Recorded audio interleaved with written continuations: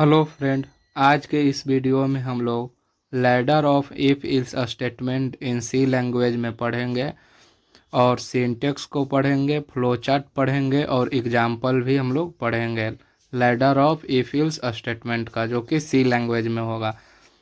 तो हम लोग पढ़ते हैं what is ladder of if else statement in C language. If else ladder is used when we need to check multiple conditions। हम लोग ladder of if ills का use कब करते हैं? जब हम लोग मल्टीपल कंडीशन प्रोग्राम में जो है सो डालना चाहते हैं। यदि क्वेश्चन में या हमारे प्रोग्राम में मल्टीपल जो है सो कंडीशंस हो, उस समय पे हम लोग क्या यूज करेंगे? Ladder of if ills he use करेंगे। इफ इल्स स्टेटमेंट से नहीं सॉल्व हो सकता है यदि मल्टीपल कंडीशंस हो, उसके लिए हम लोग को ladder of if else statement को यूज करना होगा। तो वही कह रहा है, if else ladder is used when we need to check multiple conditions. The condition are checked one by one from top to bottom. Conditions जो हैं सो कैसे चेक होते हैं? एक एक करके चेक होते हैं और टॉप टू बॉटम यानी ऊपर से नीचे की ओर जो है सो वो चेक होता है। When a condition becomes true it block executes and the rest of the ladder is skipped. क्या कर रहा है? यदि कंडीशन जो है सो ट्रू हो गया तो उस ब्लॉक का जो है सो कोड एग्जीक्यूट होगा और उसके बाद उसके नीचे जितने भी इफ इल्स स्टेटमेंट हैं या इल्स स्टेटमेंट है वो क्या हो जाएगा? स्किप्ड हो जाएगा। वो पूरा जो है सो क्या हो जाएगा? स्किप्ड हो जाएगा। जहाँ पे भी कंडीशन ट्रू हो गया तो वो क्या कर देगा? उसके बाद स्किप्ड कर देगा। इसका हम लोग अब सिंटेक्स देखते हैं। तो सिंटेक्स क्या होगा? ये होगा सिंटेक्स इफ कंडीशन और ये कंडीशन के बाद कोड होगा, प्रोग्राम होगा। इल्स इफ कंडीशन 2, उसके बाद उसका कोड। इल्स इफ कंडीशन 3, उसके बाद उसका कोड या स्टेटमेंट कहें जो भी, उसके बाद इल्स और उसका स्टेटमेंट। यदि कंडीशन 1 ट्रू होता है तो ये जी इसके अंदर इस स्टेटमेंट में जो भी लिखा हुआ रहेगा वो एग्जीक्यूट होगा। और यदि कंडीशन 1 ट्रू नहीं है तो वो कहाँ पे आ जाएगा? कंडीशन 2 को चेक करेगा, यहाँ पे आएगा। उसके बाद कंडीशन 2 यदि ट्रू है तो ये स्टेटमेंट या कोड जो भी लिखा हुआ रहेगा उसको ये एग्जीक्यूट करेगा।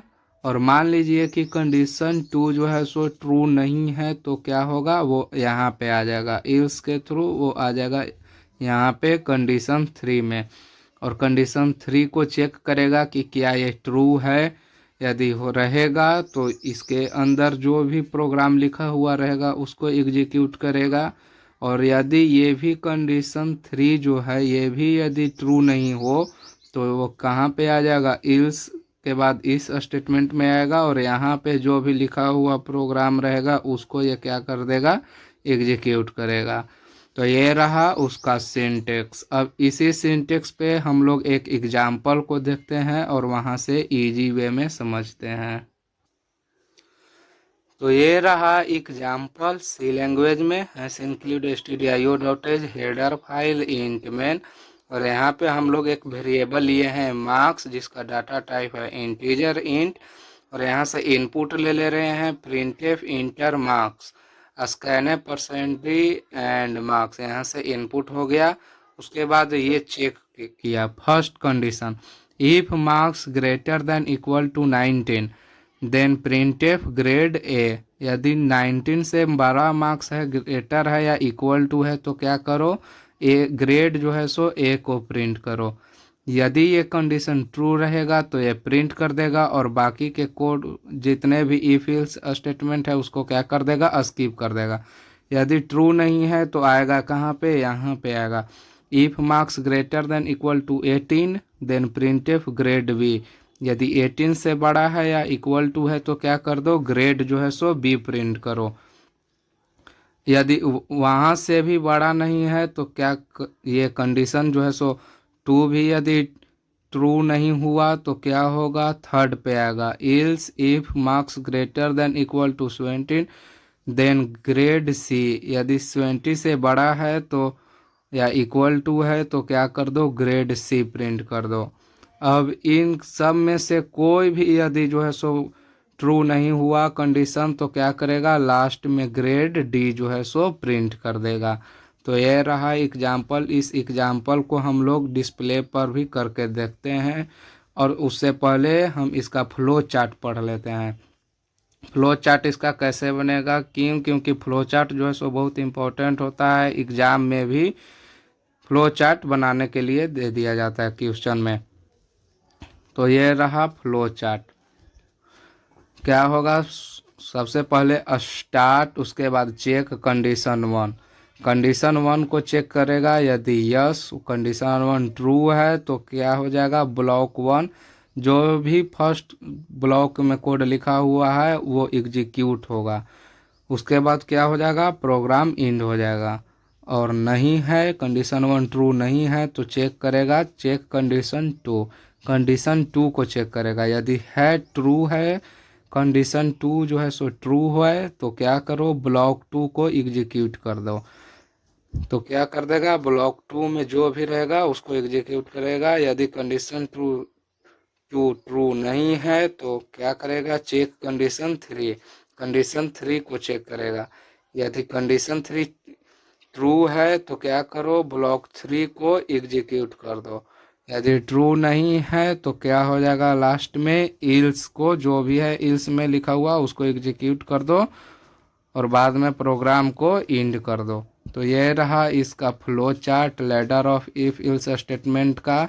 और एग्जाम्पल और सिंटेक्स हम लोग पढ़ चुके हैं। अब इस एग्जाम्पल को हम लोग स्क्रीन पे करके देखते हैं। लिखेंगे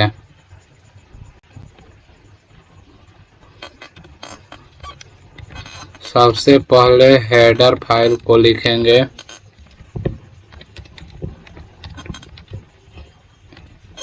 उसके बाद इंट मेन से प्रोग्राम स्टार्ट होगा। उसके बाद जो कीवर्ड लिए थे इंटीजर और वेरिएबल था मार्क्स, एक मैसेज प्रिंट कर देंगे, प्रिंटफ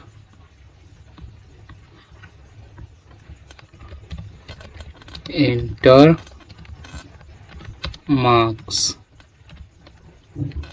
इनपुट ले लेंगे, इंटीजर है इसलिए %d, कॉमा एंड मार्क्स। ध्यान रखिएगा जो आप यहाँ पे लिखे हुए हैं वही चीज यहाँ पे भी होना चाहिए, एकदम exact same.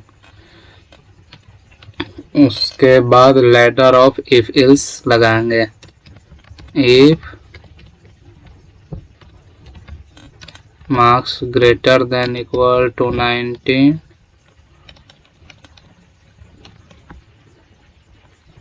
Then printf grade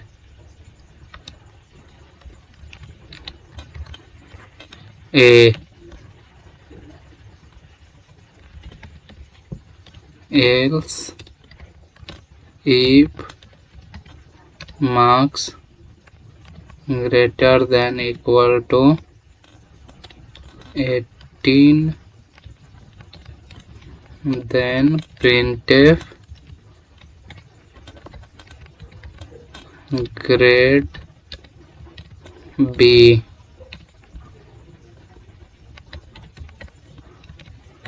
else if marks greater than equal to 17 then printf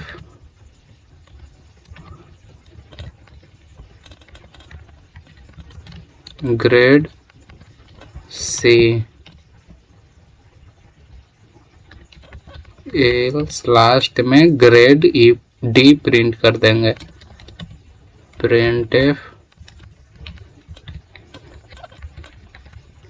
grade D. अब प्रोग्राम को रन करते हैं, Ctrl+Alt+N। ये जो प्रोग्राम है ये VS कोड में लिखा जा रहा है। VS कोड आप इजी वे में इंस्टॉल कर सकते हैं। यहाँ पे आ गया मैसेज इंटर मार्क्स, तो मार्क्स डालें, मान लीजिए कि 95। तो देखिए ग्रेड ए आ गया यहाँ पर, नीचे में आप देख सकते हैं। यहाँ पर फिर से रन कर रहे हैं, Ctrl+Alt+N। इस बार डाल रहे हैं 17। देखिए आ गया यहाँ पे ग्रेड सी। फिर से रन कर रहे हैं, अब डाल रहे हैं 50। ग्रेड डी, यानी कि ये प्रोग्राम सही है, सही रन कर रहा है। ऐसे ही लैडर ऑफ इफ इल्स का यूज किया जाता है। यदि एक से ज़्यादा कंडीशन हो तो लैडर ऑफ इफ इल्स का आप यूज कर सकते हैं। वीडियो अच्छा लगा हो तो लाइक करें, चैनल को सब्सक्राइब करें। कंप्लीट सी लैंग्वेज पढ़ने के लिए चैनल पर जाएं और प्लेलिस्ट में सी लैंग्वेज का प्लेलिस्ट बना हुआ है, वहां से आप पढ़ सकते हैं।